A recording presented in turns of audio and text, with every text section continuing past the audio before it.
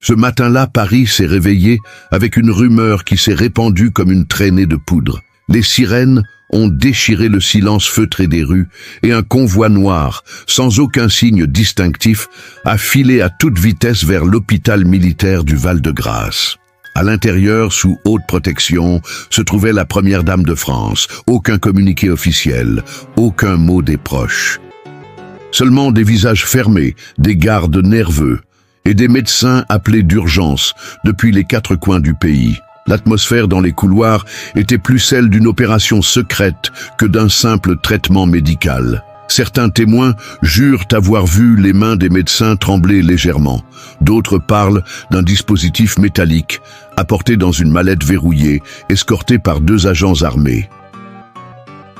Qu'est-ce qui pouvait nécessiter un tel niveau de sécurité pour une patiente, même aussi importante ? Puis, dans le silence de la salle de soins intensifs, une phrase a glacé le sang. « Ce n'est pas ce que nous pensions, c'est bien pire ». Un murmure à peine audible, mais suffisant pour comprendre que la situation venait de basculer dans l'inimaginable. Ce que les médecins ont découvert ce jour-là dépasse la médecine, la politique, et peut-être même la science connue.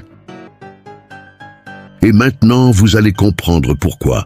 L'histoire que vous allez entendre n'a jamais été publiée dans aucun communiqué officiel. Ce n'est pas une fiction, mais le récit minutieux d'événements qui ont eu lieu derrière les portes fermées de l'un des hôpitaux les plus sécurisés de France.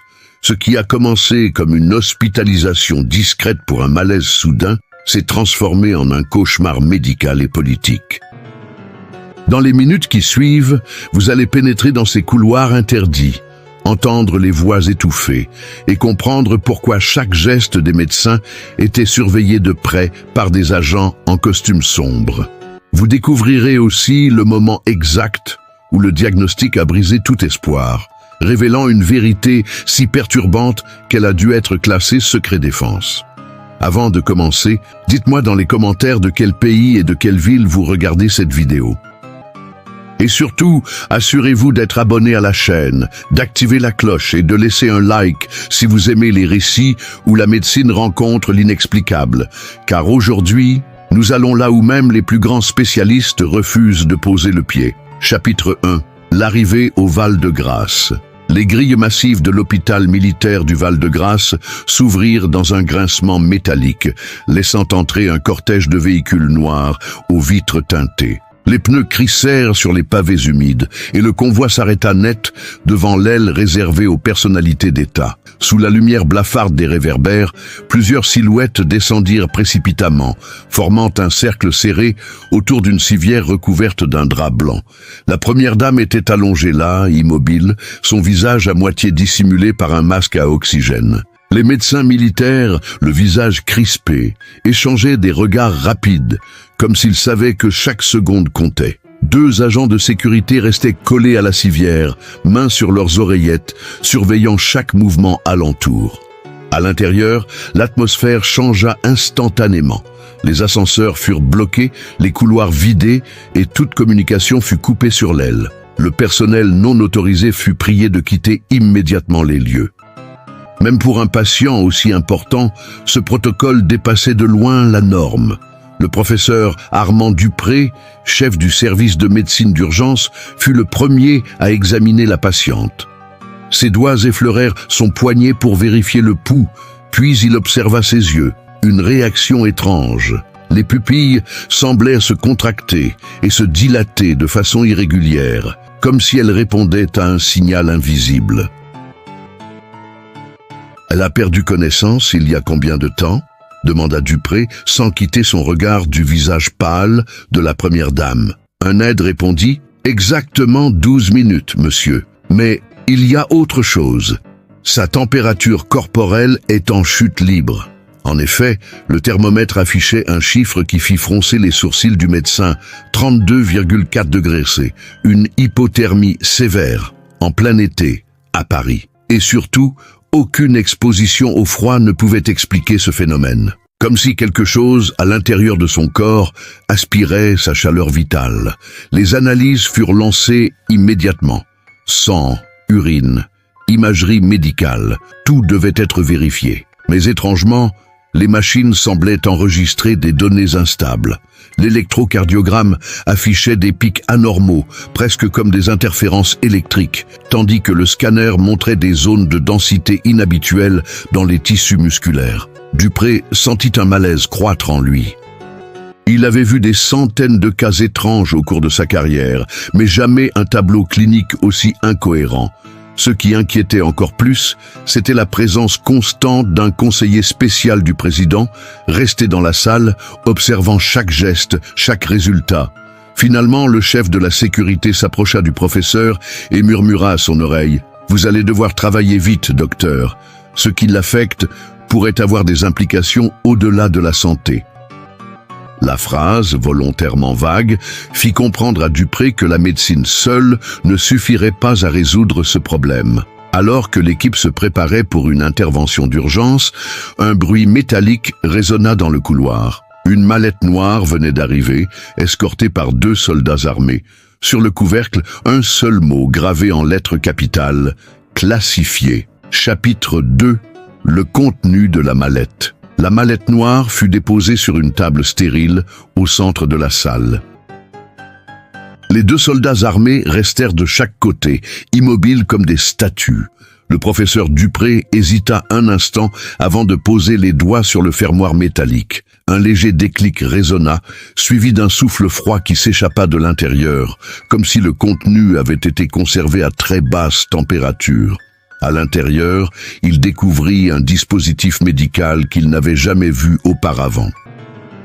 Une combinaison étrange d'électrodes argentées, de seringues pré-remplies d'un liquide translucide et d'un masque respiratoire modifié dont le filtre semblait recouvert d'une fine couche de métal. Sur chaque pièce, un petit logo, un aigle stylisé entouré d'étoiles.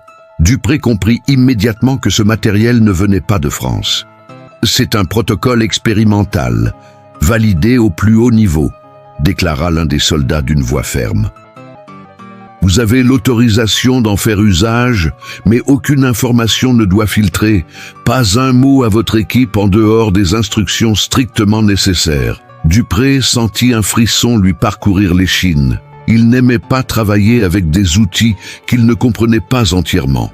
Mais en jetant un regard à la première dame, toujours inconsciente, il savait qu'il n'avait pas le luxe de refuser. Le temps jouait contre eux.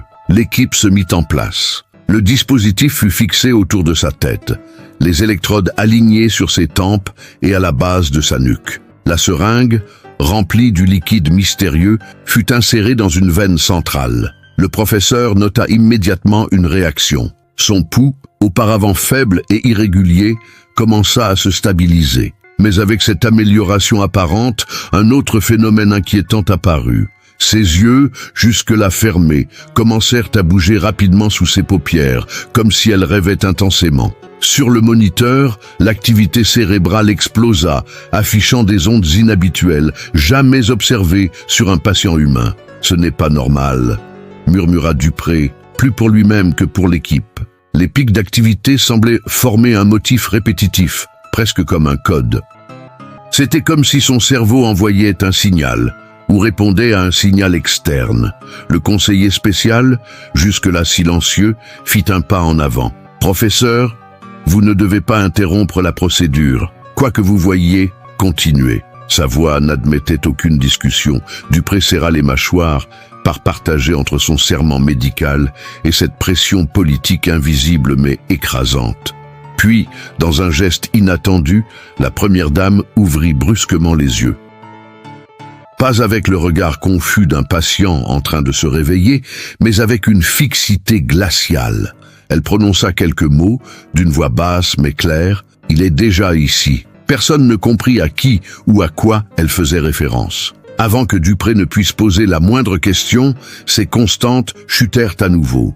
L'alarme des moniteurs se mit à hurler. Et tandis que l'équipe se précipitait pour la stabiliser, le professeur comprit qu'il venait de franchir une frontière invisible et qu'il ne pourrait plus jamais revenir en arrière. Chapitre 3. Les archives médicales interdites. Après avoir stabilisé provisoirement la première dame, Dupré se retira dans son bureau verrouillé. Il savait qu'il devait comprendre d'où venait ce dispositif. et pourquoi il semblait déjà calibré pour elle. Il commença par accéder aux dossiers médicaux officiels de la patiente, mais découvrit rapidement que plusieurs années de son historique étaient tout simplement absentes. En consultant les archives internes de l'hôpital militaire, il trouva un document classé confidentiel défense. Les mentions étaient rares, mais un code apparaissait à plusieurs reprises. Opération MIND-LUX. Chaque page portait le même logo d'aigle stylisé que sur le matériel médical. Intrigué, Dupré passa un appel sécurisé à un ancien collègue, le docteur Isabelle Renard, aujourd'hui chercheuse en neurosciences à Genève. Lorsqu'il prononça le nom de l'opération, elle eut un silence lourd, avant de répondre « Martin, ce programme n'est pas français. C'est un projet conjoint entre plusieurs agences internationales. Et si elle a été impliquée, ce n'était pas comme patiente volontaire. » Dupré sentit une sueur froide couler dans son dos.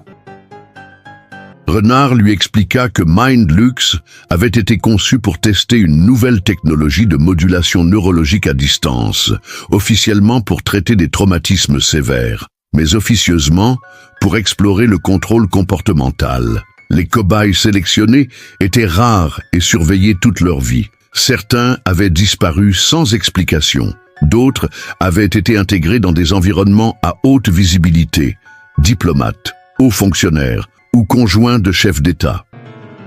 Ce qui choqua le plus Dupré fut d'apprendre que, selon certaines sources, la première dame avait été admise en clinique secrète à l'âge de 19 ans, après un accident de voiture jamais mentionné publiquement. Elle y aurait subi une série de procédures neurologiques expérimentales, dont les effets à long terme restaient inconnus. « Tu dois être prudent, Martin », prévint Renard. « Si elle a prononcé ces mots, il est déjà ici. Ce n'est peut-être pas une hallucination. » Ce protocole pourrait avoir déclenché une réactivation ou une connexion à quelque chose ou quelqu'un à distance. Avant qu'il ne puisse poser plus de questions, la ligne sécurisée se coupa brusquement. Dupré se figea. Dans le couloir, il crut apercevoir une ombre passer, mais lorsqu'il ouvrit la porte, il n'y avait personne. De retour dans la chambre de la première dame, il vit que le conseiller spécial du président avait remplacé une partie de l'équipe médicale par des agents en civil.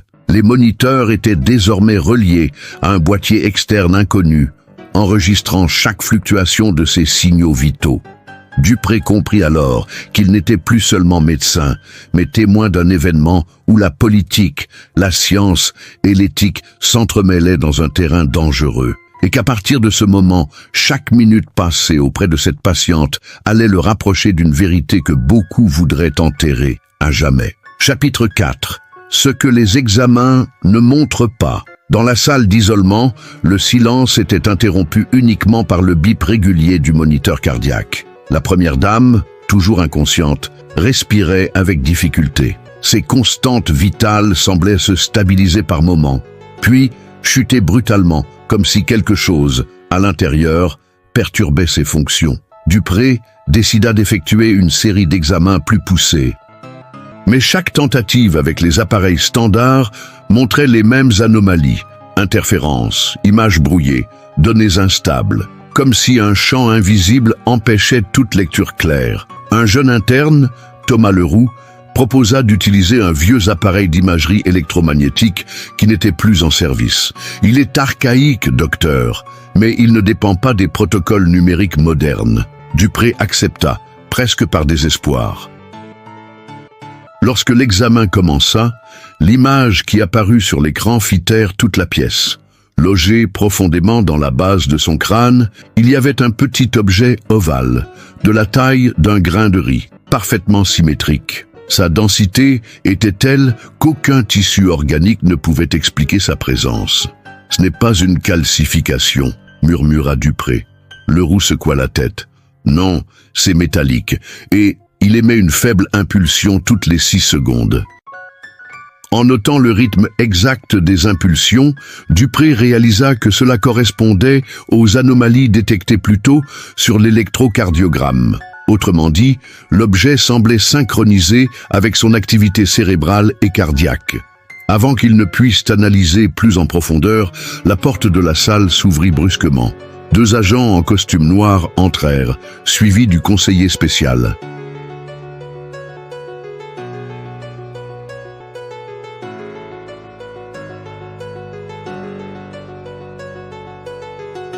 Il jeta un coup d'œil rapide aux images, puis déclara d'un ton sec « Cet élément ne doit pas figurer dans le rapport médical. C'est un ordre. » Dupré protesta. « Si cet objet interfère avec ses fonctions vitales, il faut l'extraire immédiatement. » Mais l'homme coupa court. « Vous n'avez pas l'autorisation pour une telle intervention. Votre mission est de la maintenir en vie, pas de jouer au chirurgien. » Après leur départ, Dupré resta seul avec Leroux.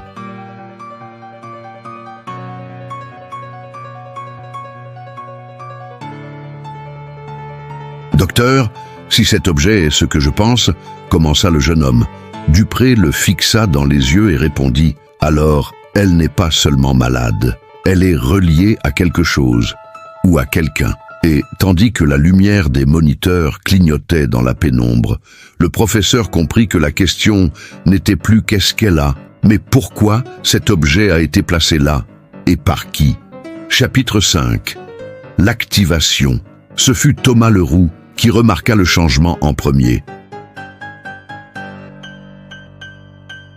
Alors qu'il surveillait l'activité cérébrale de la première dame, la fréquence des impulsions émises par l'objet dans son crâne doubla soudainement. Les bips isolés, réguliers, se transformèrent en une série rapide, presque frénétique. Sur le moniteur, l'onde cérébrale prit une forme inhabituelle, comme un motif répétitif. Dupré fronça les sourcils. Il avait déjà vu des tracés neurologiques complexes, mais celui-ci ressemblait moins à un signal biologique qu'à une transmission codée. La température corporelle de la patiente remonta brusquement, passant de 35 à 39 degrés en quelques minutes. Sa respiration devint haletante, et ses doigts commencèrent à se contracter spasmodiquement, comme si elle tentait d'attraper quelque chose d'invisible. Soudain, elle ouvrit les yeux, fixant le plafond sans le voir. Ses lèvres tremblèrent, et elle prononça quelques mots, à peine audibles. « Ce n'est pas ici. C'est en lui. » Sa voix était rauque, presque étrangère. Leroux échangea un regard inquiet avec Dupré. « Docteur, si le signal augmente encore, il pourrait provoquer un arrêt cardiaque. » Mais avant qu'il ne puisse intervenir, la porte s'ouvrit brusquement. Les 2 agents de sécurité étaient de retour, accompagnés d'un homme en blouse blanche que Dupré n'avait jamais vu. L'inconnu se présenta brièvement. « Docteur Klaus Berger, vous allez me laisser gérer la situation. » Son accent trahissait des origines étrangères, et ses gestes précis montraient qu'il savait exactement ce qu'il cherchait.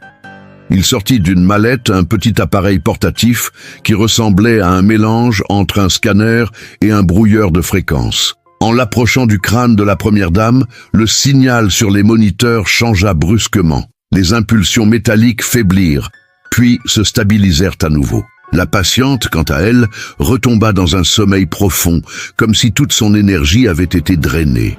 « Ce dispositif est une antenne », expliqua Berger à voix basse.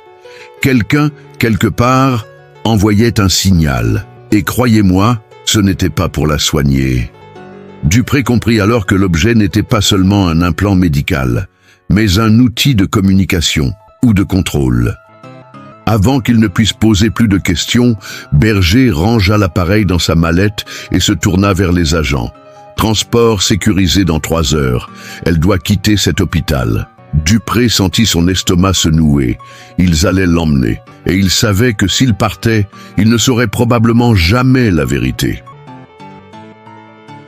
Mais au moment où les agents franchissèrent la porte, la première dame ouvrit à nouveau les yeux, le fixa intensément et murmura une phrase qui fit frissonner tout le monde dans la pièce. « Vous devez empêcher qu'il revienne. » Chapitre 6. L'enquête interdite. Dupré resta immobile quelques secondes, après que la porte se referma derrière les agents. Les mots de la première dame résonnaient dans son esprit comme un écho impossible à ignorer. « Vous devez empêcher qu'il revienne. » Il savait qu'il n'aurait qu'une fenêtre très étroite pour agir avant qu'elle ne soit transférée vers un lieu inconnu. Ignorant le protocole, il se connecta discrètement au serveur interne de l'hôpital à l'aide d'un terminal sécurisé. En cherchant dans les archives classées, il tomba sur un dossier verrouillé par un code spécial, marqué du sceau de l'Élysée. Il parvint à contourner la protection grâce à un accès qu'il gardait depuis son passage au ministère de la Santé. À l'intérieur du dossier, il trouva des documents médicaux et diplomatiques liés à la première dame, mais aussi à un homme identifié seulement par ses initiales, LD. Chaque rapport mentionnait des rencontres confidentielles dans des lieux isolés, toujours sous couvert de l'échange culturel ou de visites humanitaires. Plus inquiétant encore, un rapport de 2008 décrivait un incident à Bruxelles où un implant expérimental avait été activé à distance, provoquant un effondrement soudain chez un ambassadeur étranger. Les symptômes étaient identiques à ceux observés aujourd'hui. L'identité de l'agent soupçonné, LD Dupré, sentit son cœur s'accélérer lorsqu'il trouva dans un rapport annexe une photo floue montrant LD en compagnie de la première dame, des années avant qu'elle ne devienne une figure publique. Leurs regards se croisaient comme s'ils partageaient un secret ancien ou un lien bien plus inquiétant. Le professeur imprima discrètement quelques pages et les glissa dans la doublure de sa veste. Mais en refermant le terminal, il eut la sensation d'être observé. En se retournant, il aperçut à travers la vitre teintée du couloir la silhouette d'un homme en imperméable noir. Il ne l'avait jamais vu auparavant. Plus tard, dans la chambre de la première dame, il s'assit à son chevet. Elle semblait dormir profondément, mais ses doigts bougèrent légèrement lorsqu'il lui murmura « Qui est LD ?» À sa grande surprise, ses lèvres esquissèrent un nom, presque inaudible, Louis Dervaux. Dupré connaissait ce nom. Louis Dervaux, ancien ministre de la Défense, disparu des radars il y a 10 ans après un scandale de contrats militaires secrets, officiellement mort dans un accident d'avion, mais apparemment très vivant et toujours capable de revenir. Comprenant qu'il touchait à quelque chose de bien plus vaste que la médecine, Dupré décida de contacter un journaliste d'investigation qu'il connaissait, Claire Montfort, spécialisé dans les affaires politico-militaires. Mais avant même qu'il ne compose le numéro, son téléphone vibra « Numéro inconnu.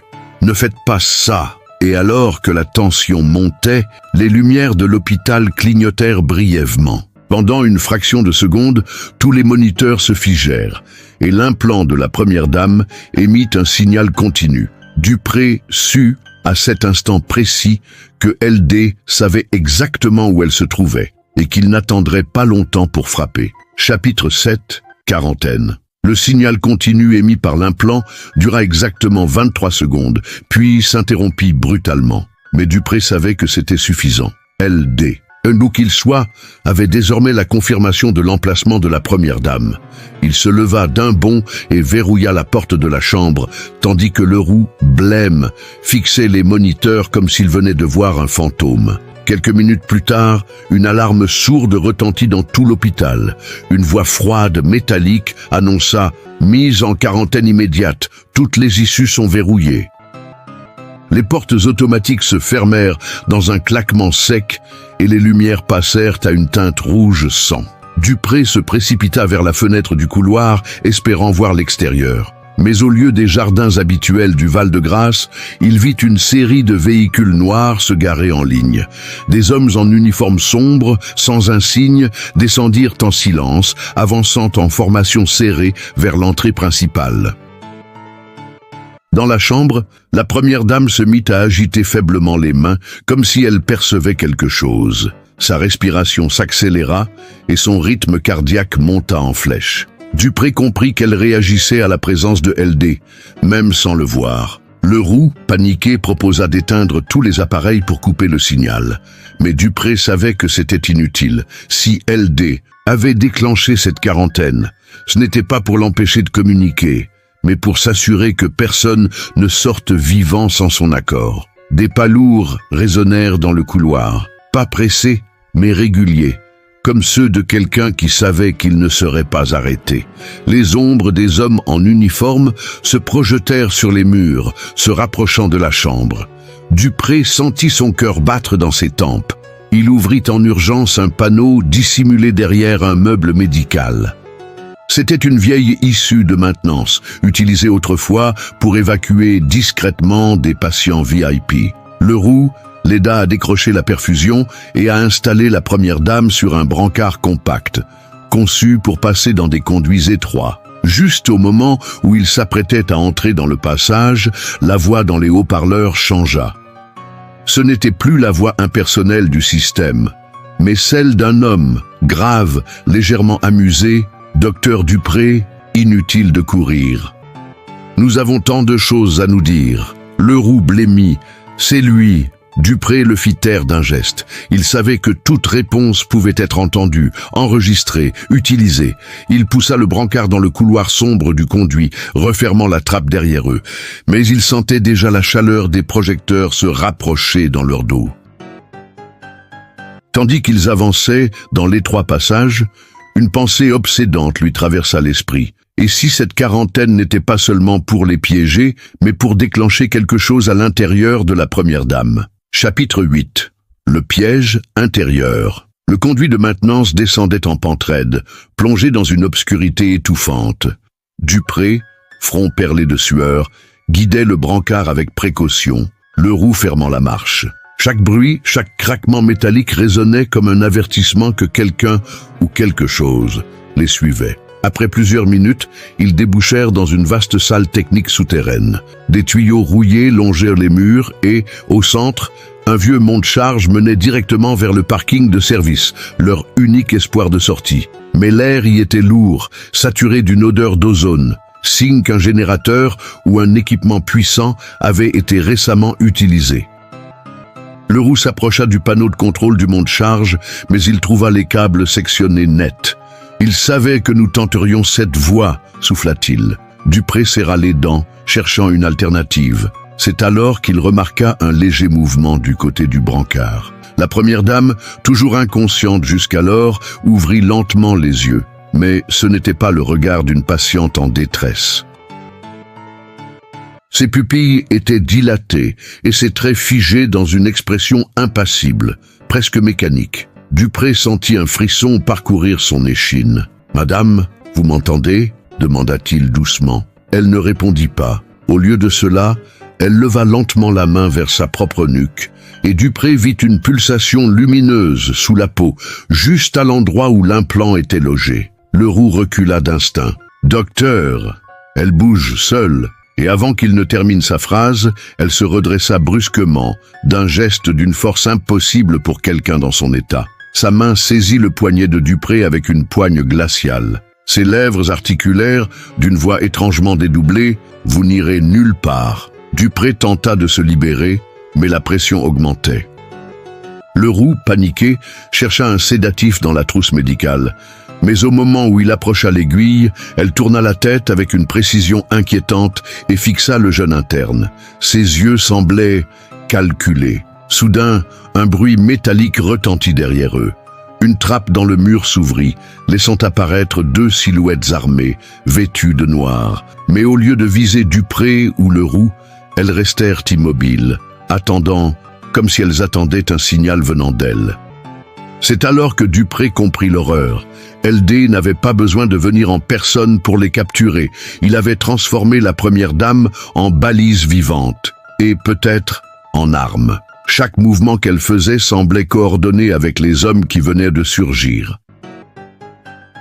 Coincé entre un monte-charge inutilisable, deux agents hostiles et une patiente désormais imprévisible, Dupré sut que leur survie dépendait d'un seul choix, neutraliser temporairement la première dame ou risquer qu'elle les livre elle-même à LD. Chapitre 9. La voix dans l'ombre. Dupré serra le poignet de la première dame, luttant pour ne pas croiser son regard, craignant que ce contact visuel ne suffise à le paralyser. Leroux, tremblant, tenait toujours la seringue, hésitant à franchir la ligne irréversible. « Si on la neutralise trop longtemps, elle pourrait ne pas se réveiller », murmura-t-il. Dupré savait qu'il disait vrai, mais l'alternative était pire. Dans un geste rapide, il saisit la seringue et administra la dose minimale. La première dame tressaillit, ses yeux clignotant comme une machine qui s'éteint. Sa main se desserra et son corps s'affaissa sur le brancard. Mais à peine eurent-ils un souffle de répit que les deux hommes en noir avancèrent. « Laissez-la !» ordonna l'un d'eux, sa voix grave résonnant étrangement. Mais ce n'était pas sa voix. Dupré reconnut immédiatement le timbre. C'était LD, parlant à travers un micro implanté dans leur casque, ou pire, directement depuis l'implant de la première dame. Leroux poussa le brancard dans le couloir latéral, et Dupré resta en arrière pour renverser une étagère métallique, bloquant leur passage. Les bruits de bottes résonnèrent dans le tunnel, accompagnés d'un écho métallique qui semblait venir de partout à la fois, comme si LD marchait avec eux, invisible. « Vous pensez vraiment pouvoir fuir Dupré ?» La voix était maintenant claire, presque intime, comme s'il parlait à son oreille. « Elle sait où vous allez, chaque battement de son cœur me le dit. » Dupré comprit alors que l'implant n'était pas seulement un émetteur, mais aussi un récepteur capable de capter et transmettre chaque donnée physiologique en temps réel. Ils débouchèrent dans une galerie plus large, jonchée de caisses militaires abandonnées. Leroux repéra une vieille porte blindée marquée « Sortie de secours », mais en s'approchant, ils virent que la serrure avait été soudée récemment, piégée encore une fois. Derrière eux, les bruits se rapprochaient. Les deux hommes en noir n'avaient pas accéléré. Ils avançaient lentement, avec la certitude du chasseur qui sait que sa proie n'a nulle part où aller. Et tout à coup, un grésillement se fit entendre, venant de la bouche de la première dame. Ses lèvres s'ouvrirent légèrement et la voix de LD sortit, déformée mais parfaitement intelligible. « Tournez à gauche. Vous ne voulez pas que ça se termine ici, n'est-ce pas ?» Leroux recula, horrifié. Il nous parle à travers elle. Dupré comprit que LD voulait les guider quelque part, probablement dans un piège final. Mais s'il refusait, il serait vite rattrapé. Il prit alors une décision désespérée, suivre la direction indiquée, mais préparer une contre-attaque au moment le plus inattendu. Ils tournèrent à gauche, pénétrant dans un couloir encore plus sombre, où seules quelques lampes clignotantes diffusaient une lumière maladive. Et alors qu'ils avançaient, Dupré sentit qu'ils étaient désormais à l'intérieur du véritable terrain de jeu de LD, un espace où chaque pas était calculé pour les mener là où il voulait qu'ils soient. Chapitre 10. Le visage du prédateur. Le couloir semblait s'allonger à mesure qu'ils avançaient, comme un tunnel sans fin. Le bruit des pas derrière eux avait cessé. Plus inquiétant encore, la voix de LD ne venait plus seulement de la première dame, mais résonnait maintenant directement dans les haut-parleurs du couloir. « Vous êtes tenace, Dupré, » dit-il calmement. « Mais vous savez que cela ne sert à rien. Vous ne me combattrez pas dans un hôpital. Vous me combattez dans mon terrain. » Leroux jetait des regards nerveux autour de lui, comme s'il s'attendait à voir surgir une armée de spectres armés. Ils débouchèrent dans une salle circulaire, éclairée par une lumière blanche crue. Au centre, un fauteuil médical dernier cri, bardé de câbles et d'écrans, attendait vide. Sur l'un des moniteurs, le visage de LD apparut. Pas une photo, pas une vidéo enregistrée, mais un flux en direct. « Vous pensiez me trouver ici ?» Son sourire était glacial. « Je n'ai pas besoin d'être présent pour agir. Elle est ma présence. » Dupré sentit son sang se glacer. Derrière lui, la première dame commença à se redresser sur le brancard, ses yeux fixant l'écran comme si elle recevait des instructions invisibles. Leroux tenta de s'interposer, mais elle le repoussa avec une force inhumaine, le projetant contre un mur métallique. LD, toujours sur l'écran, se pencha légèrement, comme s'il pouvait les voir parfaitement. Chaque mouvement qu'elle fait, chaque mot qu'elle prononce, c'est moi. Dupré comprit alors que l'implant n'était pas seulement un outil de surveillance ou de stimulation neurologique. C'était une interface de contrôle total, capable de manipuler muscles, réflexes et même voix. La première dame n'était plus une patiente. Elle était un corps pilote. « Pourquoi elle ?» hurla Dupré, incapable de contenir sa colère. LD répondit avec une sérénité glaçante. « Parce qu'elle est le symbole. Contrôlez le symbole. Et vous contrôlez la nation. » Les mots résonnèrent dans la pièce comme une sentence irrévocable.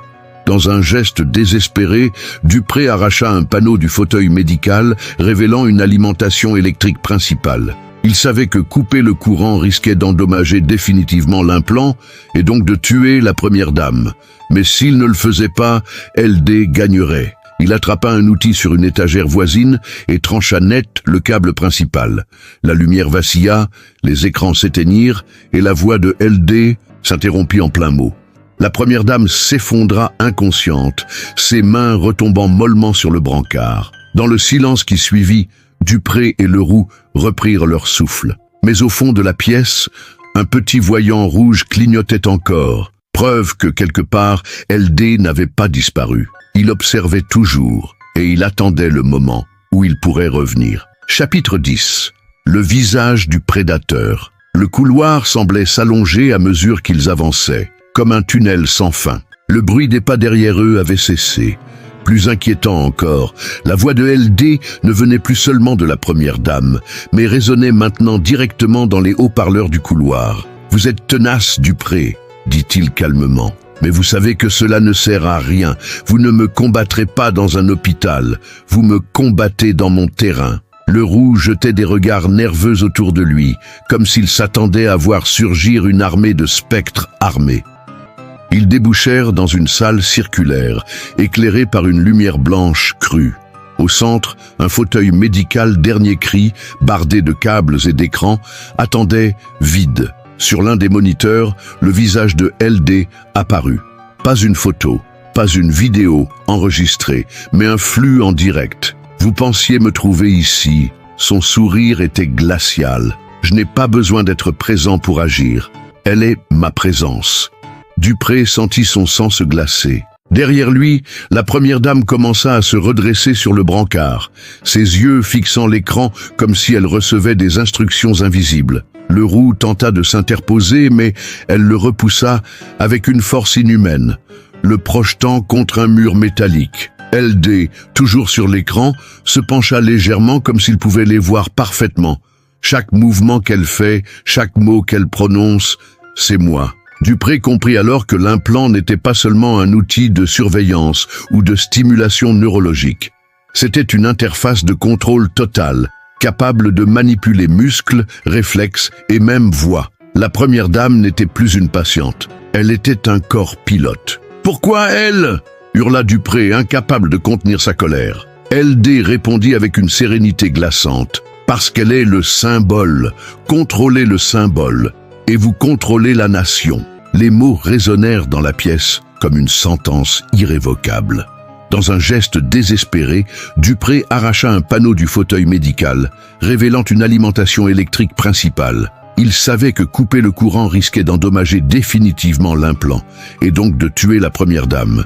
Mais s'il ne le faisait pas, LD gagnerait. Il attrapa un outil sur une étagère voisine et trancha net le câble principal. La lumière vacilla, les écrans s'éteignirent, et la voix de LD s'interrompit en plein mot.